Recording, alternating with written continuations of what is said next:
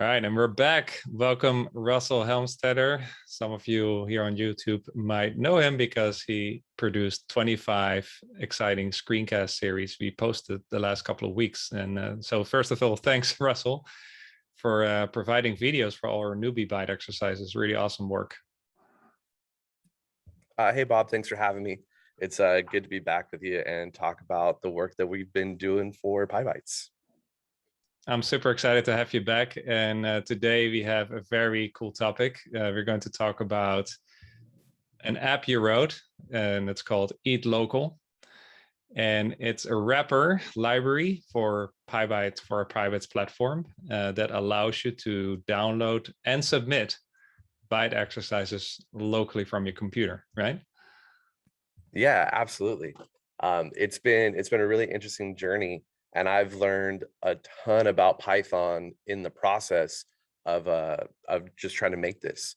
And so my goal was to take the coding from the website so I could work on it on my local machine, but kind of facilitate that process. And what inspired you to work locally? Because on the platform, I mean, it's a platform, so my main concern is that you cannot debug. But I think you're kind of big on Vim as well, right? Maybe that's probably another video we can do. But oh, if you want to do a video on Vim, I'm absolutely in. We will. Right. But yeah, so that was basically what inspired me. I'm a little bit addicted to Vim. When I started learning Python, I was also doing my master's program. So I was getting my master's in curriculum and instruction for education. And I was doing a lot of reading, a lot of note taking, a lot of research for my master's. And so I was trying to find a better system for note taking. And so in part of this Googling, how to take better notes, I run across, I think it's Aaron's is his name, and he wrote How to Take Smart Notes. And I kind of stumbled across Zettelkasten. And then in the process of trying to find out how to do a digital Zettelkasten, I read one blog article that mentioned this thing called Vim. And I had no clue what it was. I think I'd actually gotten stuck in Vim, which is kind of like the stereotypical trope that exists at some point in my coding, introduction. But I was like, okay, so I'll try doing this note-taking thing in Vim. I didn't even really do it for coding originally. And now it just completely stuck with me, right? And so you start developing that muscle memory to the point of where when you're coding in something that is not Vim, you feel like something's missing, right? And I'll get really frustrated. It's actually funny because I have escape mapped to JK, right? And so when I'm coding in my own environment, I'll just hit JK, I'll go back into normal mode and, do all my normal commands. And so when I'm doing like a live demonstration for my students, I'll just keep spamming JK trying to escape. And they're like, Mr. Homesteader, what are you doing? Like, JK, what is that? Right? So I was typing JK in a Gmail today, and like, oh, yeah. I'm not in Vim anymore because I cannot live without Vim. That, or you get a lot of like GG to like go to the top, or like Shift G to go to the bottom. And so like there'll just be random characters in my code whenever I'm trying to like do stuff on the Pybites website, or in writing emails or something like that.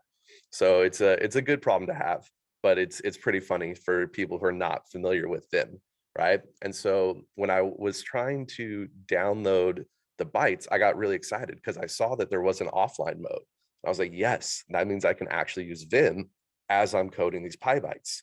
So the problem that I ran into was it was actually more frustrating because it took so many steps, right? You had to click the offline mode, then you had to download the zip file, navigate to wherever you downloaded the zip file, move it to where you want it to be, unzip it, extract it in like the right format, then you finally write your code. And then to submit it was still like another multi-step process. You had to git add, git commit, git push, navigate back to the website, click on the offline button again, and then download the code from GitHub, right? And so many steps. It was just too many steps. And I was like, man, like if this is what it's going to take, like I'll probably just code on the website. And so I kind of had this idea of like, I've written some programs before that use subprocess and Selenium So I wonder if I can leverage those two tools to do the Git stuff in the background and then use Selenium to just navigate through clicking all the buttons that I have to click, right?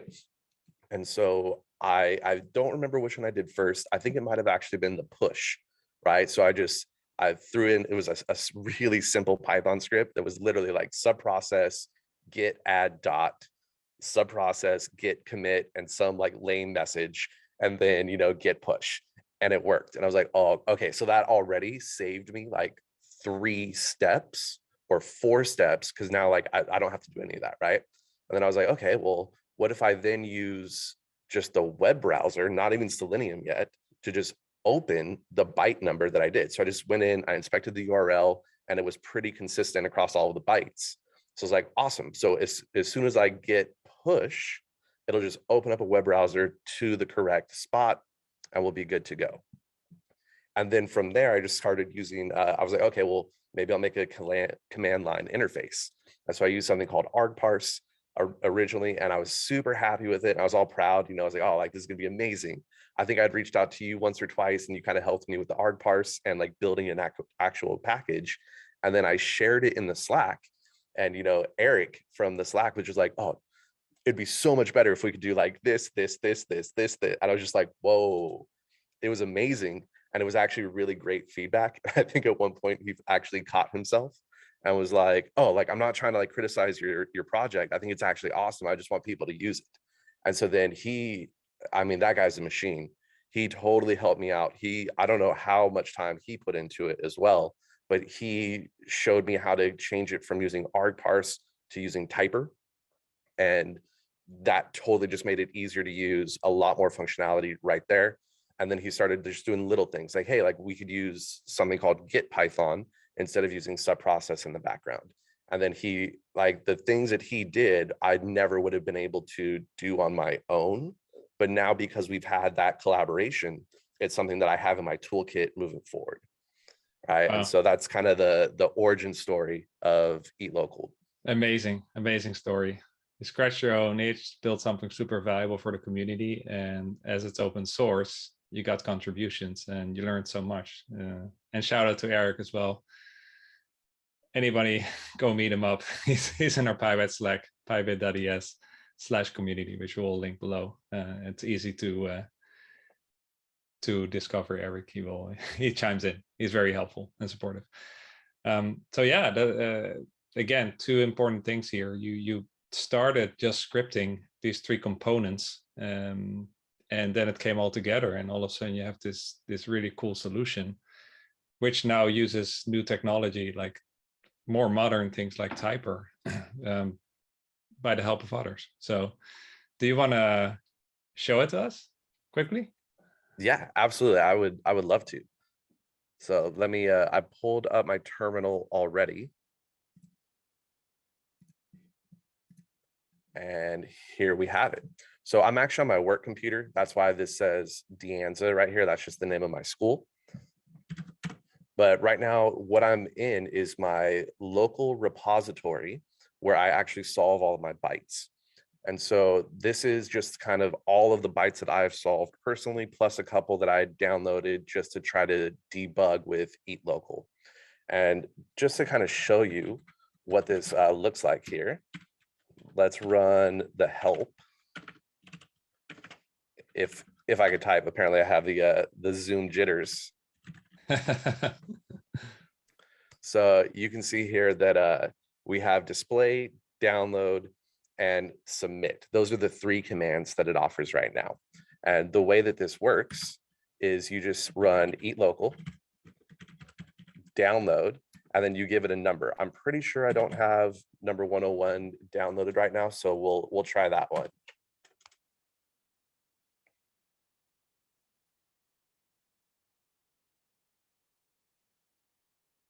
So right now it's going through all of those steps that I had talked about. It's logging me into the website. It is pulling all of the zip files, downloading the zip files, and then you can see it just extracted it, and it gives you the path of where it was extracted. And this is something that I was super happy with. Like the first thing that I always do is I go back and I reread the directions like 2, 3, 4 times And so I kind of wanted Eatlocal to do that as well. So I came up with Eatlocal display, and this uses rich, and it parses through the HTML file that is the directions and puts that on the Wow. left. And then on the right, all it is it's pulling the code, the whatever code file is automatically downloaded, right? So this is basically exactly what it looks like on the website. And then you can just exit out of that. And again, I use NeoVim for all of my coding. So I just open up the directory in NeoVim, and then you can just navigate to the file. So here's the file. What I usually do is I change my directory. So I don't know if you saw down here at the bottom, I just did leader CD, and now I'm operating NeoVim directly in this repository. And what that lets me do is I can press Control T now, and it will actually run all of my tests in a floating terminal. So this is basically how I code now. I'll go back to the directions, I'll reread them, and then it'll say, hey, here's the, here's what we're looking for, go ahead and do it. And then you'll come through here, and I'll just code, hit Control T, and all of a sudden, like, it'll tell me, yeah, like everything's passed, or hey, you're still missing these two, or whatever. And then if there's a big issue, I'll close down NeoVim and I'll run PyTest directly in the terminal, because then I have the ability to actually scroll back through and read the PyTest. But if you're cruising along, it's really nice just to have that Control T, it runs the tests, and you're done. So we exit out of here. You'll notice that because I opened up NeoVim on the repository, when I come back to my terminal, I'm back in my Pybites, and then we'll just do Eatlocal submit 101. And obviously it won't work on the Pybites website because I didn't do anything, but you can still see what it does here. So right now it will, of course, give us an error, because why wouldn't it? During the live demo, which is perfect. The authentication thing with GitHub, because you changed systems, right? Oh, that is probably it, because I'm on a new machine. So it failed to push some refs. At this point, it would push your solution to your dedicated GitHub repo, right? Yeah, absolutely. And I swear it works on my other machine. I promise. Yeah, no, that's cool. What's really cool is, so all the steps, manual steps, you have saved with a very nice command line interface. The super nice flow you have, and no, not everybody uses NeoVim or Vim for that matter, but still, you can just code in your favorite editor and just run your test. For me, the main takeaway is to put a breakpoint in the code locally, which unfortunately that's just not possible on the platform. Mm-hmm. And also cool to highlight again is that, you started pretty basic with just the building blocks, but now I didn't even know you had rich in there, and that looks so cool. And that was all with contributions and learning from each other, right? Yeah, the rich part was my idea, because I really wanted to be able to display the directions somehow, and I thought that it'd be cool if the tool Eatlocal is the one that did it, right? And so I think I actually ran into some skepticism with Eric, where he was like, yeah, like I wasn't sure that like we needed the display command, but now that I've seen it, like it actually like looks really nice. And I think the way that I'm doing it though is a little bit of overkill, because I'm using live display, so I think it refreshes in the background like constantly. So I need to figure out a better solution to that. But yeah, it's super exciting to like you said, like start with something in your brain, and now all of a sudden like it works and other people are using it. And to tack on to what you were saying, is I did this because I use NeoVim, but it totally works with whatever editor you're using. I think Heather in the Slack uses VS Code, right? And she still uses the tool, and she just opens up the terminal in VS Code, downloads it, has access to it all right there, writes her code, and then submits it. So she never has to leave her editor. And I think that hopefully that boosts her workflow as well. Sure does. And one thing I want to highlight as well is, well, how does that work with authentication? Well, Selenium basically logs you into the website, right? So you will have to set your username and password of the Pybites platform in a .m file, I think, locally, right? In your Yeah. environment, basically. On my home computer, I just put it directly in my .z shell RC, just because I know I'm the only one who uses that machine, so I don't really have to worry about that. But we did set it up so that you can create a .inf just directly inside the repository. And you, maybe we didn't mention this earlier, but you do have to have a, well, you don't have to, right? But I use a virtual environment for my Pybites repository anyway, because there's a ton of libraries that are required to solve the Pybites, right? Like That's a you, good like point. some of them use requests, some of them use, you know, pandas, a couple other things. So you And can PyTest actually, itself as well. exactly. So you can actually just put it directly into your virtual environment and use it that way as well. Cool. Really awesome. Do we want to look at some of the code, or? Yeah, if there's still time. I have time. It's up to you. Yeah, sure. You want to share? Absolutely. So Cool. let's go take a look at the source code here.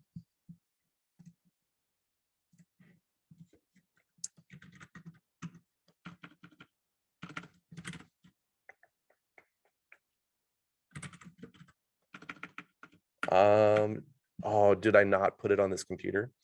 I thought that I had it, but we might be able to just do.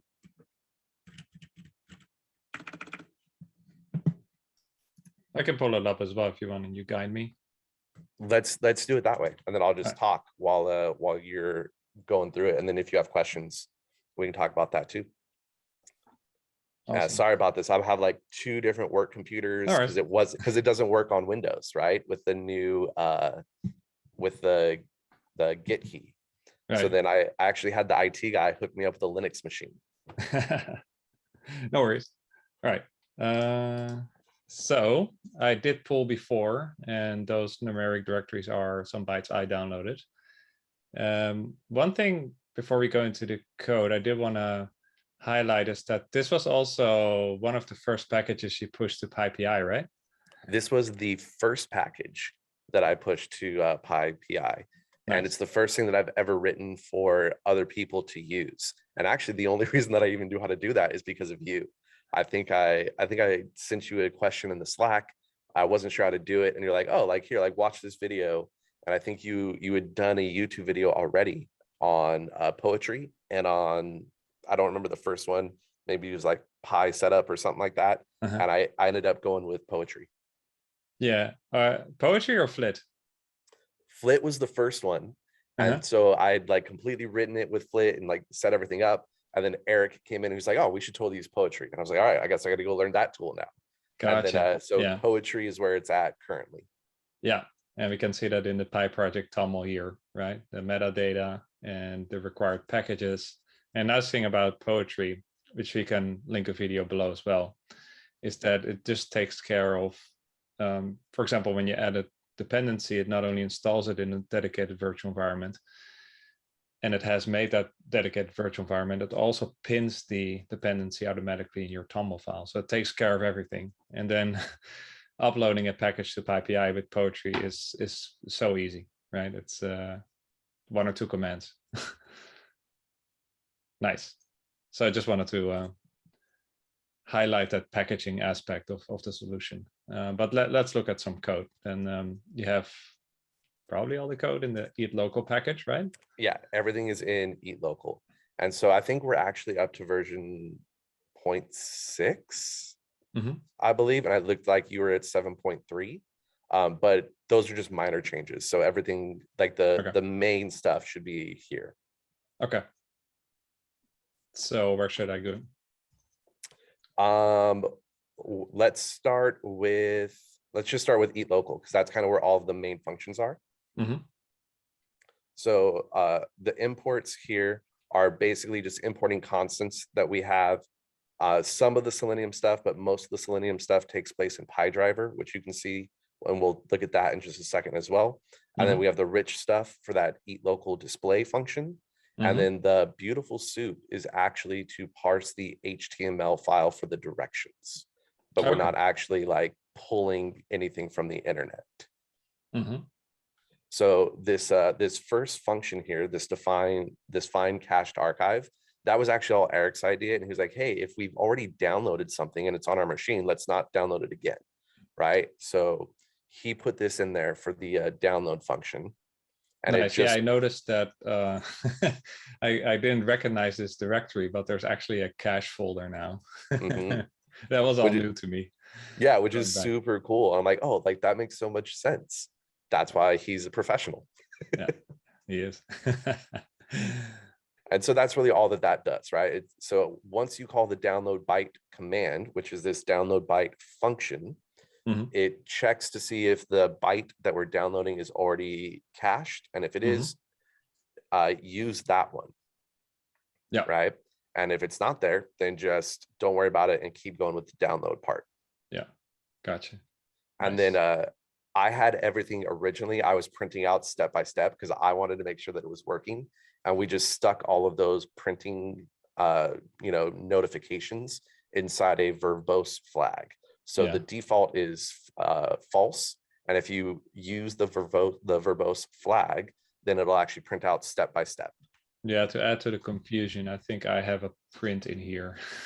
Nice. That's actually mine. So let's undo that and show how it really is. Because I was debugging an issue the other day, which was on our end with the platform, and I started to add prints in here. So now it makes sense. Yeah, if verbose, then only print. Yeah.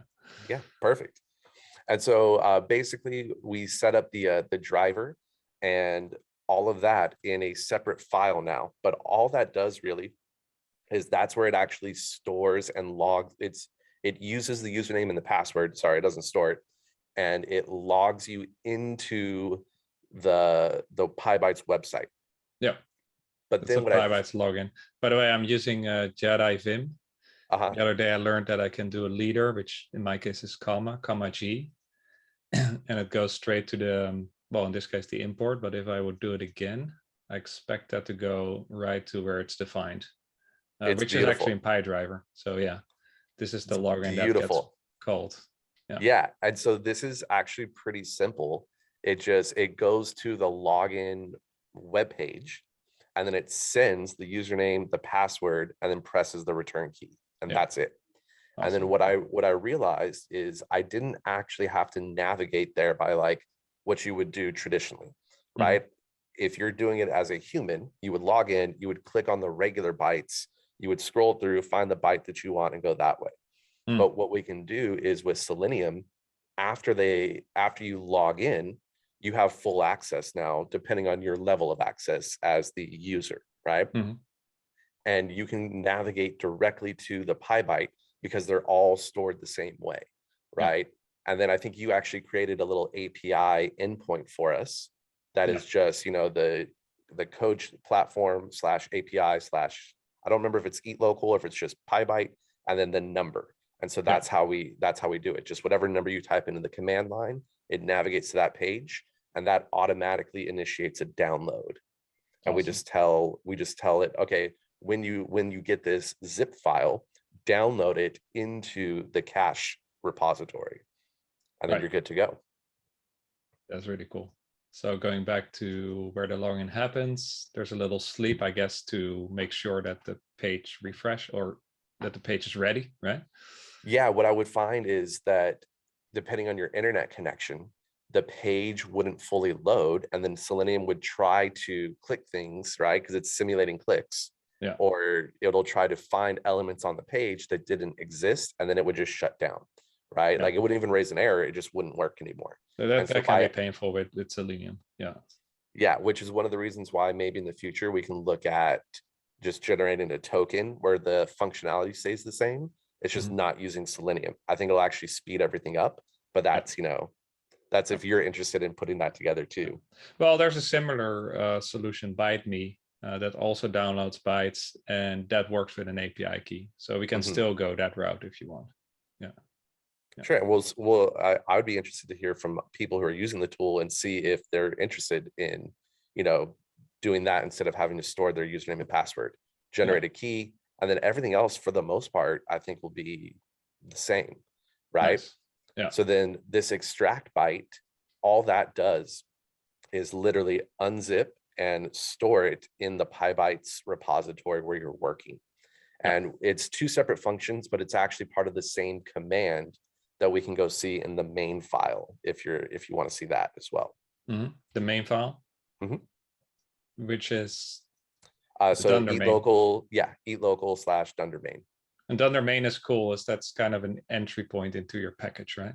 Exactly. That and this is callable all with Python -m. Yeah. Yes. And this is all because we converted it through Typer as well. Right. Nice. And so we're using Typer as the command line interface wrapper. And then the cool thing about that is you can literally just say Eatlocal download, and then it'll call the download and then the extract together, right? Because why would you want to download it and then not extract it in order to start coding right away? Right. So yeah, this is the interface, and then you call them in sequence, right? Yeah. And then since we're already using Rich for the display, it was super simple to add just that little spinner, right? And so when you do, Eatlocal download and then the byte number, it'll see just a little spinner and it'll say downloading byte number, whatever. And that's that line right there, that with status. So you just say with status as this. And then the cool thing is you can actually update that status all within the context manager. That's amazing. So Will McGugan, man, that guy is amazing. And the stuff that they're doing. Status, and that comes from Rich. Yeah. Yep. Gotcha. And you use it as a context manager. Nice. Really nice. Cool. I think we're coming up short of time, so maybe shall we just point people to the repo, and they can absolutely look at the code and try it out and contribute and all the good stuff. And of course, join our Slack and hit us up. Yeah, or if you have issues, open up an issue and we'll see if we can get it resolved. Yeah, as well. Yeah. Well, thanks so much for sharing today, and congratulations. This is a major project, and also shout out to Eric, of course, for his contributions on this, and really great job. And thanks for contributing this tool to our community. It definitely makes the platform better. Yeah, absolutely. It was super fun to build. I learned a ton. I'm still learning a ton, right? Because now there's a couple of issues that I currently don't know how to fix. So if anybody sees those issues on GitHub, absolutely, we'd love to have your contribution and just try to make it our own instead of just mine. Nice. Well, there's a nice call to action. And I have a feeling we're going to meet again to do some more Vim. Absolutely. Anytime, man. Let me know. We're two big Vim nerds. I'm telling you, man, we're gonna get you set up in NeoVim and Zettelkasten inside of Vim. It's gonna be amazing. Oh, well, let's do that then. Absolutely. Cool. Well, to be continued. All right, Bob. Thanks, Russell. Thanks so much. Good to see you. Cheers. Bye.